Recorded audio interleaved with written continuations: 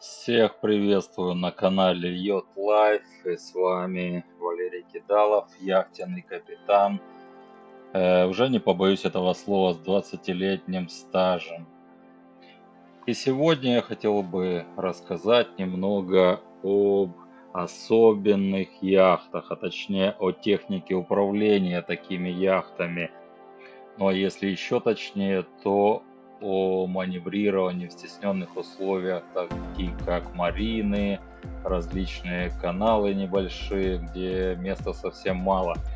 Но для начала расскажу, что же я имею в виду под названием, под термином особенные яхты.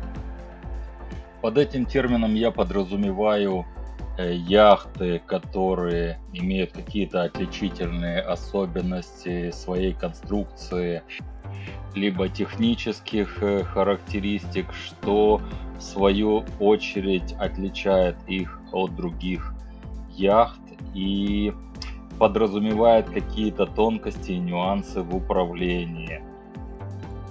Как правило, современные яхты оборудованы подруливающими устройствами разнообразного типа конструкции, что значительно облегчает их маневрирование в марине. Вот также многие моторные яхты, как правило, имеют два двигателя, за счет чего они могут разворачиваться на одной точке. Вот, и такие яхты не представляют никакого труда для управления, допустим, опытной командой, опытным мастером. Вот, но есть яхты, к которым надо приловчиться, к которым надо привыкнуть. Например, большую часть своей профессиональной деятельности я проработал на катамаранах. Катамараны очень легкие в управлении, они имеют два двигателя, которые разнесены далеко друг от друга, и катамаран может разворачиваться на пятачке, учитывая там какие-то погодные условия. Любой шкипер может им управлять. Также моторные яхты, которые имеют два двигателя и еще подруливающее устройство, также ими управлять не составляет никакого труда.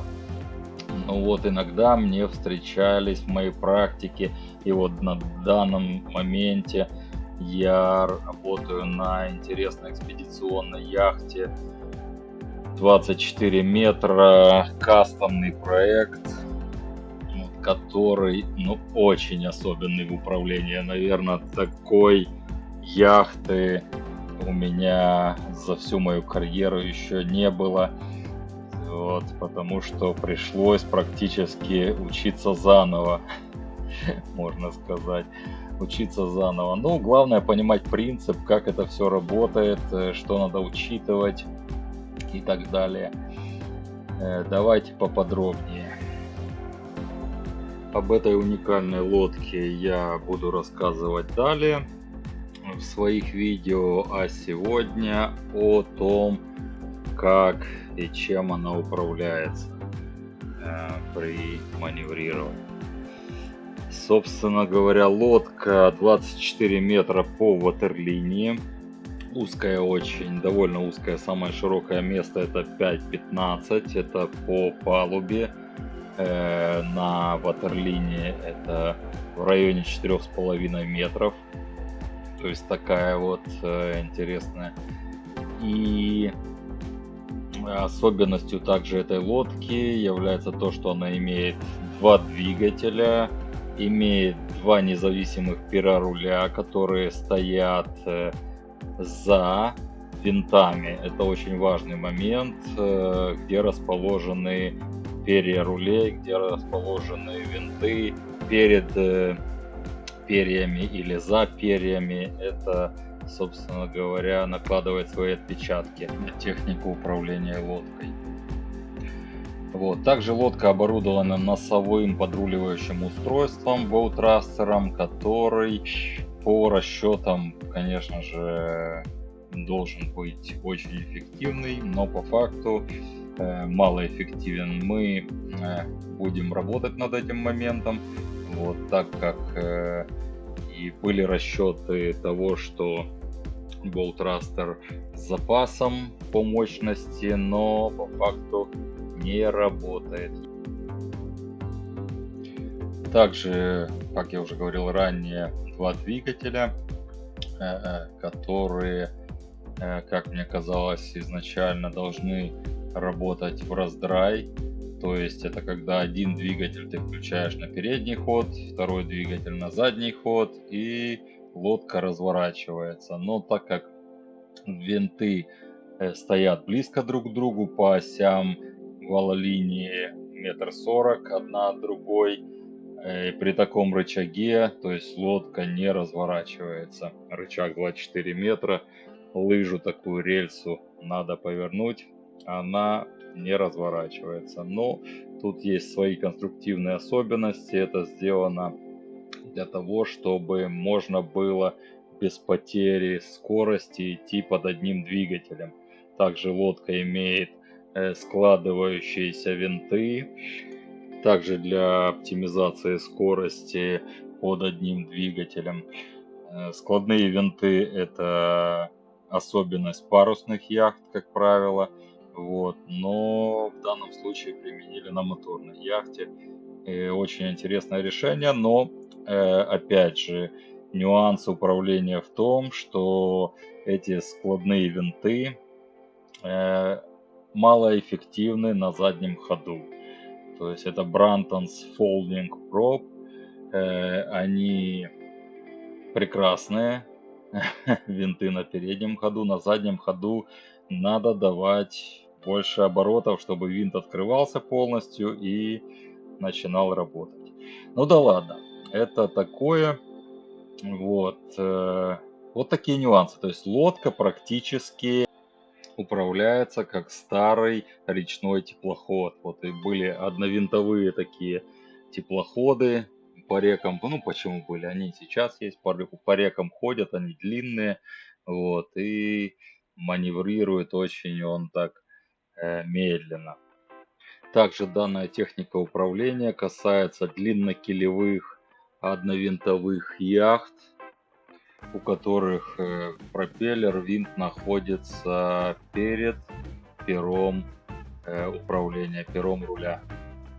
Также хочу уточнить, что все, о чем я рассказываю, здесь касается именно маневрирования в стесненных условиях, маринах, так как вот конкретно на данной лодке после того, как лодка набирает скорость больше 3 узлов, то уже там стандартно начинает работать уже просто штурвал, вот, и ты спокойно можешь поворачивать. Вот. А я говорю именно о маневрах, о поворотах, разворотах, задний ход в стесненных условиях в марине. Что же такое стесненные условия? Сейчас я покажу наглядно. Вот у нас тут очень интересное место на Пальме де Майорка в марине. Поставили нас в стесненные, самые что ни на есть условия. Вот, очень интересный опыт. Я выхожу. У меня лодка 24 метра. Примерно, если не обманули. Вот, и у меня при заходе было 2 метра от этого носа. Там Sunreef стоит 80-й, за ним тоже собака дорогой, как назло. Вот, сейчас хочу замерить расстояние здесь, так просто на вскидку, метров 30, наверное, на выход.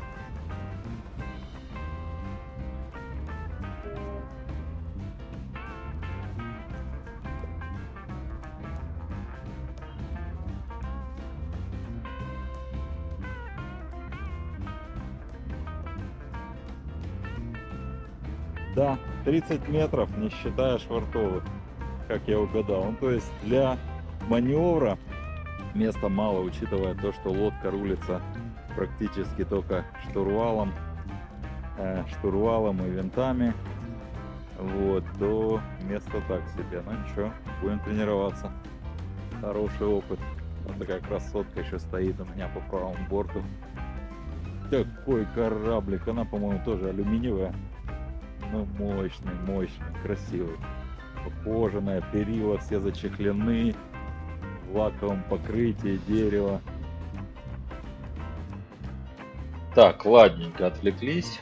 Вот, перейдем к слову к делу. И сейчас я вам наглядно покажу, как, как это происходит. Как происходит отход с места, выход из марины. Ну, самое главное, вот как развернуться здесь в стесненных условиях, при том, что подруливающее устройство очень слабое.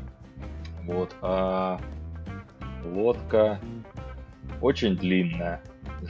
Вот так. Так, поехали. Поехали. Обязательно предстартовая проверка всего. Сначала я нижний пост, так называемый вилаус.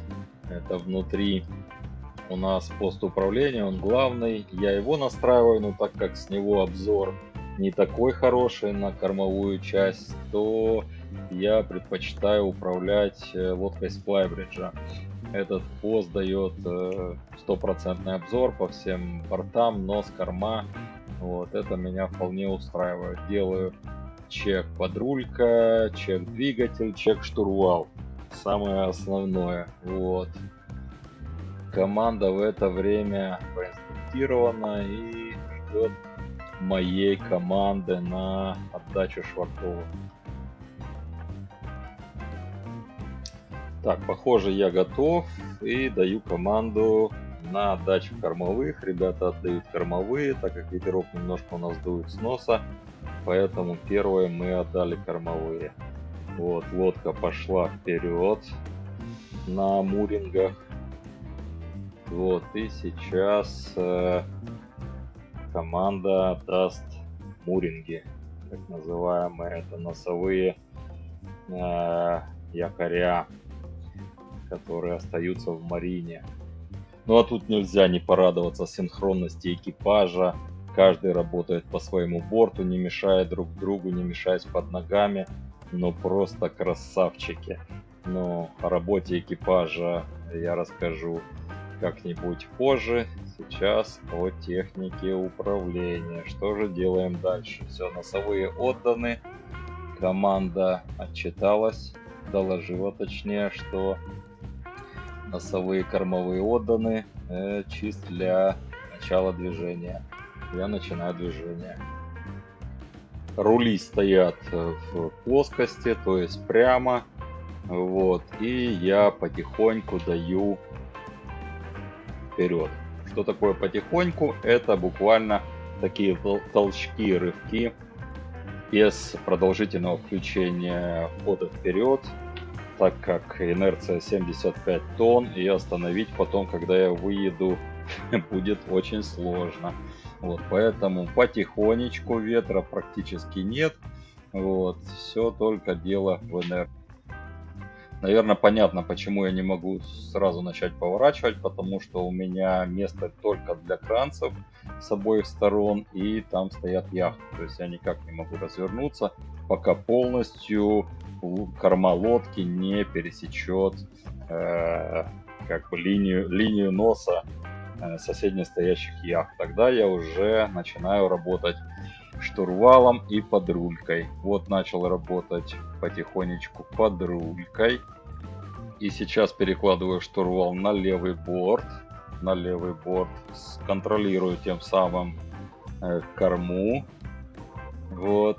Хотя экипаж подсказывает, ну на всякий случай тоже, чтобы не было никаких недоразумений. Вот, подрулька, левый борт, даю кик вперед, довольно-таки мощный, и лодку начинает интенсивно разворачивать. Как видите, подрулька практически не работает. Вот, поток идет на винты, на перья рулей с винтов, извиняюсь. Вот, рули повернуты на левый борт, и тем самым лодку разворачивает на месте. Вот такая вот особенность этой лодки. И длиннокилевых лодок также. Вот. Ну, тоже есть это и у всех парусных практически лодок, но там немножко по-другому все это работает. Есть отличия. Также периодически я не забываю останавливать лодку, то есть сначала идет момент разворота, но потом лодка начинает набирать скорость. Ее надо остановить, то есть дать обратный ход, задний ход, вот, чтобы опять остановить. И еще раз сделать типа, непродолжительный кик, но довольно такой же по мощности, более существенный, там на пол газа, чтобы лодку бросило в разворот. Вот. И опять остановить, если это требуется. То есть таким образом можно развернуть любую яхту, которая вот так устроена на месте. Такими вот киками и остановкой от того, что она начинает двигаться вперед. Все, на чистую воду вышли. Красота. Вот. Теперь уже, как только мы разогнались до 3 узлов, лодка начинает управляться потоком воды на перья. То есть тут уже неважно, под одним двигателем на данной лодке я иду, под двумя, ну под одним просто иду в марине, так как это медленнее. Иногда под двумя, в зависимости от погоды. Вот. Но лодка уже рулится медленно, конечно, но рулится с задержкой, с большой задержкой. Да, так вот, ну вот выйти из марины, это, ну, как по мне, так это легче, потому как ты знаешь, где ты стоишь, ты знаешь непосредственно сейчас условия, ветер, течение, которые на месте, вот, ты знаешь, что ты будешь делать. Зайти в марину, тут немножко больше сюрпризов, иногда ты не знаешь, это новая марина, хорошо, если тебе там ассистент помогает, показывает место, и лодочкой тебя там где-то развернет, подтолкнет, в случае чего, это все прекрасно. Ну, как бы вот говорю, в этой марине это по запросу. Вот, я в один момент пользовался таким сервисом, так как у меня работал только один двигатель, и мне надо было перешвартоваться. Вот также у меня там электроника глючила, и мне надо было понимать, что если у меня все встанет, то я должен буду что-то с этим делать. Вот, поэтому не постеснялся взять ассистенса и вешаться кранцами. Вот, слава богу. Ну, все-таки да, произошло. Отказ был по мощности единственного двигателя. Вот он просто перестал выдавать мощность, там на самых минимальных работал. Но мы остановились, перезагрузили. Вот, ветра не было прям посреди марины. Вот, нас лодочка подстраховала. И все. Все было удачно. Итак, возвращаюсь к теме возвращения в марину, захода в марину. Вот, какие сюрпризы даже в той марине, которую ты знаешь, это соседние яхты. То есть не было яхт, там выходил час назад, приходишь, а по соседству там стоит какая-нибудь кракозябла, которая длинная или которая короткая, или которая низкая, или которая высокая. Ну, то есть масса факторов. Но все это вот оговаривается с экипажем обязательно у меня на брифинге, когда экипаж постоянный, там все уже знают ситуации, практически все, которые могут быть. Вот, в моем случае экипажи не постоянные, и я провожу брифинги буквально перед каждым выходом, перед каждым заходом, какие могут быть нюансы, что каждый должен делать.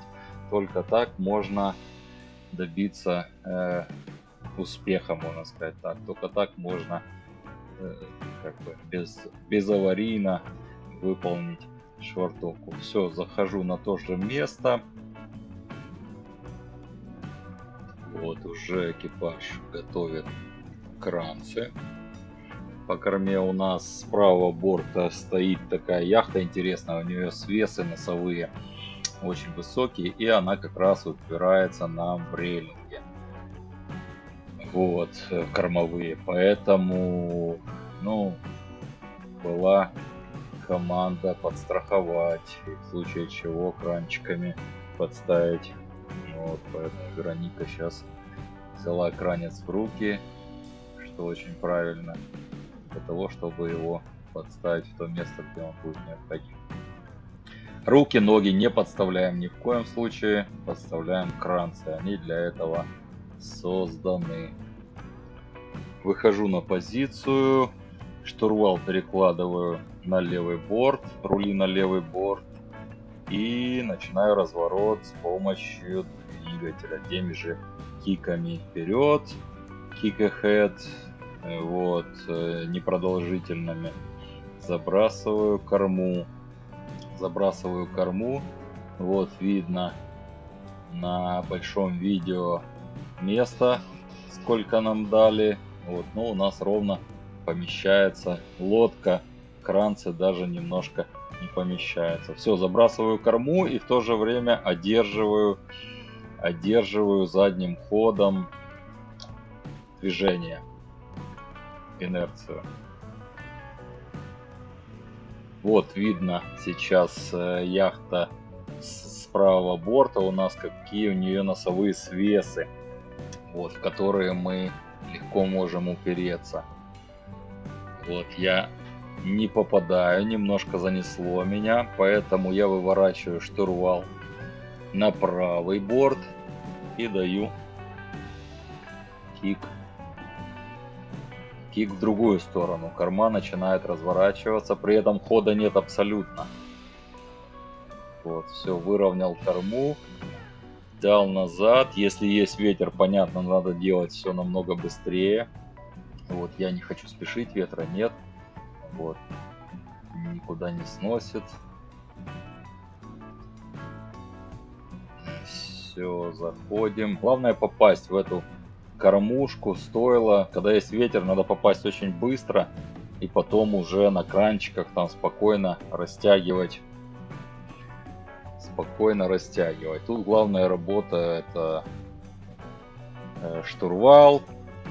Не забывать. То есть он у меня постоянно уже подготовлен для следующего маневра. То есть если мне надо закинуть корму вправо, то у меня штурвал уже, рули уже переложены на левый борт, даже двигаясь назад. Кстати, лодка, вот хочу еще рассказать, лодка не рулится на заднем ходу, также пока не наберешь скорости там около 3 узлов. И то очень медленно начинает рулиться, так же как и длиннокилевые парусные яхты, любые яхты длиннокилевые с глубоким килем. Вот, они абсолютно неуправляемы на заднем ходу, и задним ходом можно управлять под рулькой, вот, на небольшой скорости, я имею в виду, опять же, при маневрировании в узкостях. Под рулькой можно управлять, то есть куда ты ее развернешь. Также использовать свою инерцию, то есть вот в момент того, как ты заброс сделал кормы, ты даешь назад, вот, но корма продолжает по инерции еще двигаться у тебя вправо. Вот. Рули абсолютно не реагируют на задний ход никаким образом, меньше 3 узлов. Поэтому они у меня всегда стоят в позиции прямо, либо уже подготовлены для следующего маневра, для следующего кика вперед и разворота кормы в нужную сторону. Вот такие вот нюансы. Вот видно, как я контролирую борт, контролирую транец, дистанцию до яхты, до причала. Вот, через вот проход на флайбридж, через задний проход, хотел сказать. Ну, примерно так и получается. То есть отличный обзор. Я вижу дистанцию, я вижу транец. Вот. Хотя команда мне тоже подсказывает. Вот, заглядываю, и сейчас пошли разносить муринги, швартовые, кормовые брать и так далее. Я не покидаю пост управления, пока не буду убежден, что хотя бы там один муринг швартовый, допустим, если ветер с кормы, я жду, пока кормовые будут заведены. Тогда можно спуститься, помочь команде. Вот, с разведением мурингов. Если с носа дует, понятно, муринги должны быть набиты. Вот, и тогда уже можно помогать с кормовыми. Вот, бросать управление, потому что 75 тонн ну, как бы руками не удержишь. Бросать управление раньше времени нельзя. Ну и бонус для тех, кто дослушал, выдержал, может быть, где-то нудную мою речь. Вот. Что я учитываю при маневрировании в узкостях, при заходах, при выходах? Вот. И первое — это погодные условия, это ветер, это течение. Самое важное, да, понимать, куда тебя понесет, когда ты отдашь швартовый или когда ты будешь то или иное делать. То есть они могут стать твоими спутниками. С ними не надо бороться. Я их использую, ветер и течение при маневрировании, учитывая их, понимая, как лодка дрейфует, при каком ветре. Вот это все смотрится. Дальше также вот столкнулся с тем, сейчас многие яхты имеют электронное управление двигателем, также электронное управление рулями, как на этой лодке. Вот. И там обязательно будет дилей, задержка на сигнал с поста управления до непосредственно самих механизмов. Эта задержка может составлять там, ну, обычно до 3 секунд. И это тоже надо учитывать. 3 секунды — это очень, в принципе, много. Вот. Также реакция лодки на поворот рулей, допустим, конкретно эта лодка, она имеет, ну, такую заторможенную реакцию. Либо ты сильно активно ей будешь управлять, то есть давать больше газа, там развороты, ну, опять же, 75 тонн, напомню, в марине, там крутить какие-то пируэты, ну, как-то так себе, еще ж надо остановить потом. Вот, поэтому вот это все учитывается инерция обязательно, насколько можно быстро остановить лодку, насколько она будет двигаться после, допустим, того, как ты дашь вперед, то есть лодка стоит еще там секунду, 2 секунды она примерно стоит, она еще не двигается, потому как винты-то работают, а надо эту штуку еще сдвинуть. Но когда она начинает двигаться, то есть понятно, там уже появляется инерция. Вот такие вот факторы я учитываю, ну и все их учитывают. Вот, как же как понять эту инерцию, как почувствовать все эти, так сказать, характеристики конкретной лодки, на которой вы находитесь. А это можно сделать только одним способом, это выйти в море и практиковаться. Аккуратненько вылазим из марины, находим мой любимый желтый буй, вот, ну, либо какой другой объект, который неподвижный. Очень важно, что это должен быть неподвижный объект. И практикуем вокруг него множество там всяких маневров, остановки, развороты, то есть все. И таким образом мы понимаем момент инерции, понимаем, как быстро можно остановить лодку, понимаем задержки на рычагах управления, на штурвале, на все. Вот. Как-то так вот я для себя сделал такую штуку. И если понятно, если эта лодка легкая в управлении, то там, в принципе, особо ничего не надо изучать. Если эта лодка вот как вот эта интересная, вот на данный момент, потому что в принципе эта лодка, она должна легко управляться. Тут есть DockMate, который будет помогать при швартовке. Вот это сейчас не работает. Вот мы это еще до этого не добрались. Вот исправляем то, что сделала Верь. Важные моменты. Вот. Также на этой лодке Boat Thruster, который по расчетам должен выдавать приличную мощность, и он будет выдавать, но пока не выдает. Вот. Ну, короче, много-много всего интересного. Я буду об этом рассказывать по мере тестирования, по мере того, как оно начнет работать. На данный момент лодка тяжела в управлении. Вот почему я решил сделать такой выпуск, потому что таких лодок много, не конкретно таких, а особенных лодок много.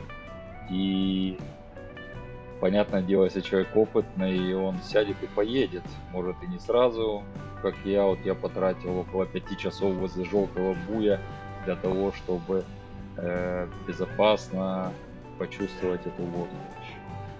Вот. Но как бы, хорошо, если кому-то будет полезна эта информация.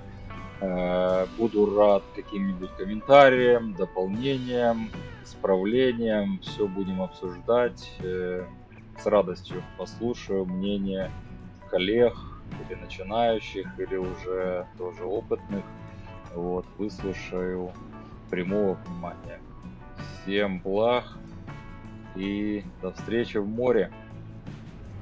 Мой любимый Желтый Буй. Проводим тренировки